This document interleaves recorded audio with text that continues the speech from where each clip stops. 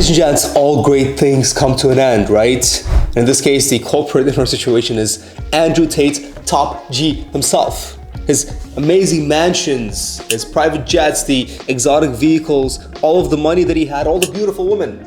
It's all over. Andrew Tate is no longer wealthy or rich or famous. The sweet life of Top G is no longer the sweet life of Top G. And now he has to live like the ones that he despised, the brokies. I'm kidding, none of that is true. Top G is still pretty fucking rich. A little over $250 million rich, to be exact. But then we ask the question, so how is a man that had so much influence, so much fame, so much money, and then we take that man and strip down the only power that he had, which was his influence, still managed to be more influential? Still managed to be even more wealthier. How does that work? To make that make sense, we have to kind of start from the beginning. Let me get my coffee and we shall give you a little biography on Top G. So how is it possible that the most influential man in the world was stripped down of his only power, which was his influence by the mainstream media? So Andrew starts his career off as a kickboxer, we all know this, but he does this for a while and then realizes that he can't really do this much because it takes a toll on his body, right? His eyesight gets really bad from all the hitting in the face, and he's really not making too much money from doing this. I think the largest check that he cashed was $100,000, which to a lot of us that is a lot of money, but it's nothing compared to what he's worth now or how much he was hoping to make. So he kind of gives up on that lifestyle and ventures off and does more entrepreneurial things. At a point in his life, he sits down, he says that he had no money after he quit kickboxing. And then he thought about the things that he has, the assets that he has. He had one BMW, he says, he had the apartment that he rented out, not even his own asset. And then he says that he had all these ring girls that he knew from various parts of the world where he used to fight. So what he does is he hits them all up. He's like, hey, you know, guys, let's all meet up in Romania. Flies them all to Romania. It's not, I feel like I'm saying all, but it's only like 4 girls. Flies the 4 girls to Romania and he proposes an idea to them. He's like, all right, guys, we're gonna start a webcam business. You're gonna be the face of the platform. I'll be the man on the back end, kind of managing things. And then we'll split the profits evenly amongst each other. 2 of the girls accept, 2 deny because they're like, why would I do this with you? I can do this on my own, etc., etc. And then Andrew Tate's webcam business empire starts. He was the pioneer webcams entrepreneur before OnlyFans was even a thing. I guess he was kind of like an influence to OnlyFans, but that's how he made his first millions, right? He went from 2 girls to 74 girls, he says, and he ran everything on the back end.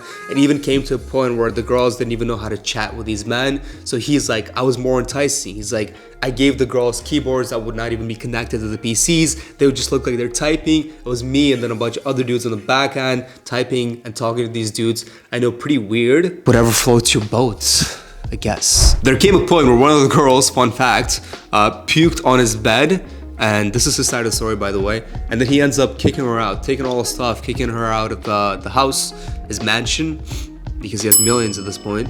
And then the girl twists the story, again, his side of the story, and says that he beat her, and then a whole accusation of assault happens on him, and he kind of stops that whole venture on that end and starts, you know, venturing off into different things like real estate, casinos in Romania, and then other business ventures that he says, quote unquote, he can't really discuss or talk about. So we'll just say drugs. So now that he has all this fame and all this money, he goes and ends up buying things like nice cars, exotic vehicles, travels around the world in private jets.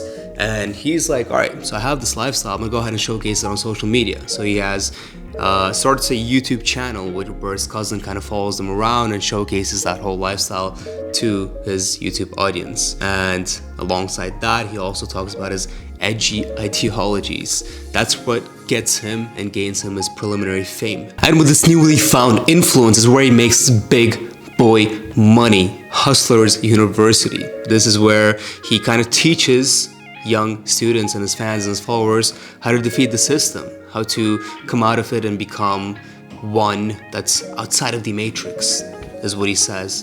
to them, right? So he wants them to become like him. And it's only for a small fee of $49. And at the peak of this, Hustlers University had 115,000 students. So we have 115,000 students paying you $50 a month.